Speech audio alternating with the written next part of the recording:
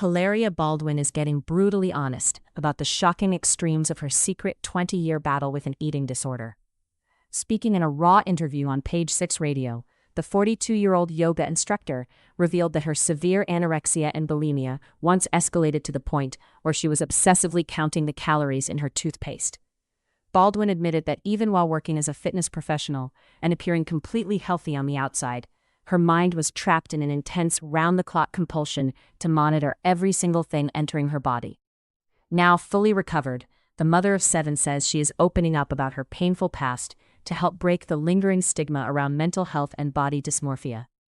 What do you think about Hilaria's vulnerable confession? Drop your thoughts in the comments below and subscribe for more breaking updates.